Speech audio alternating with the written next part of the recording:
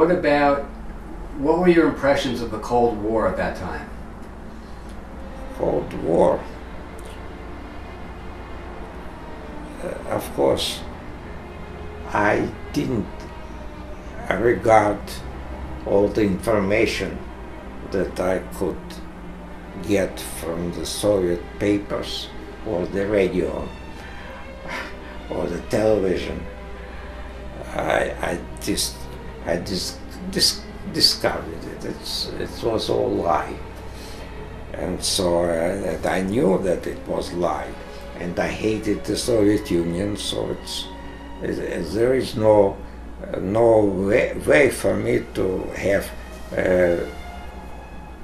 conflicting opinions about my immigration.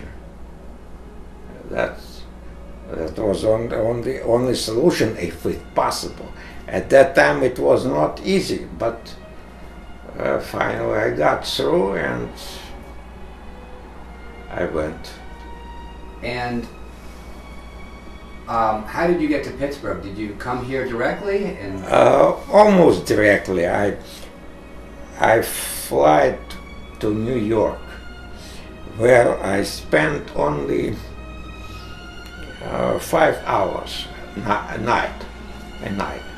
And I was so excited that I just went around the Kennedy airport despite the night hours, and I had my first meal in America. I didn't have much funds, so I chose the least expensive item in the restaurant, the airport restaurant. It was, I remember, eggs. And I still went around and saw, and again, as I said, I was excited. And then I returned and maybe slept for 3 hours, and in the morning I flew to Pittsburgh.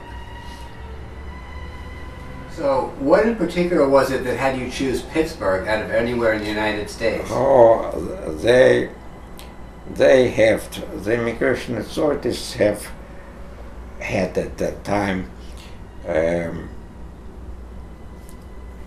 just precepts. If you have any relatives anywhere in the United States, they could send you there, or they send you there.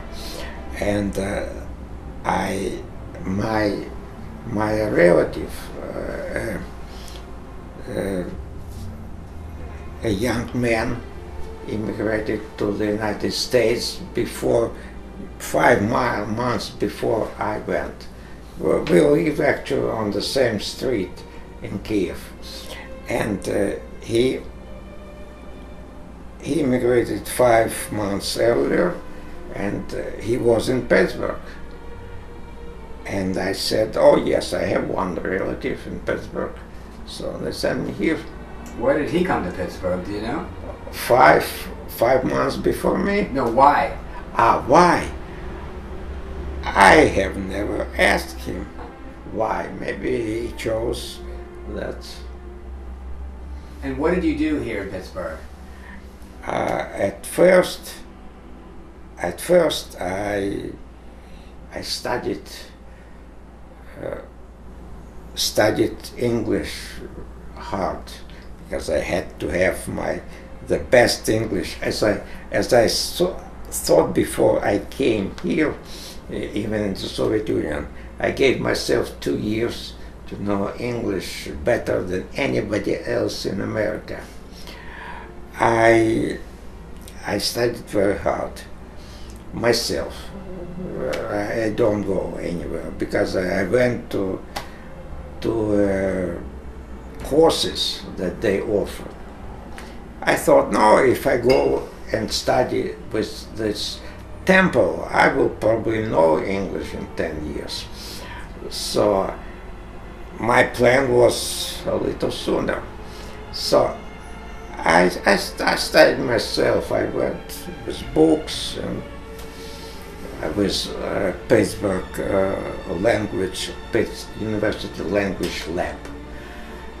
And I had a very, very strict regime.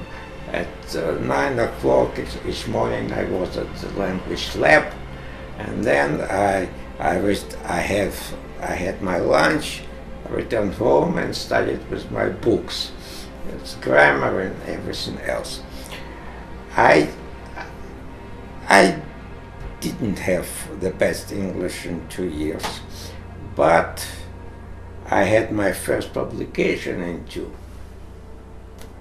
What was your publication? The first was just a poem in English. Just a poem. And then in 3 years I published my first article. What was the article on? It was called "Farewell to Kiev." Where it touched on many. It was lyrical, and it was also political.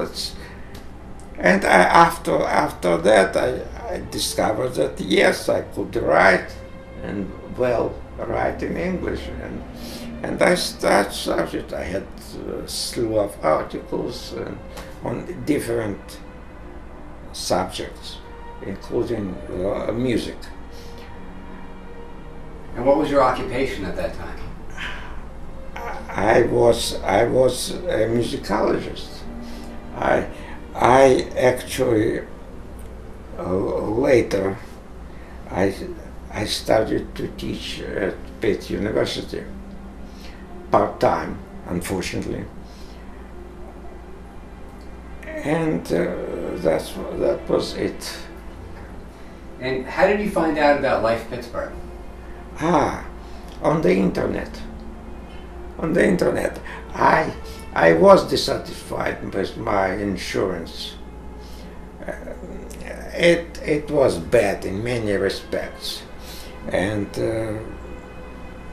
And when I wanted to check with the doctor, I was unable. It was bureaucratic. It was impersonal. It was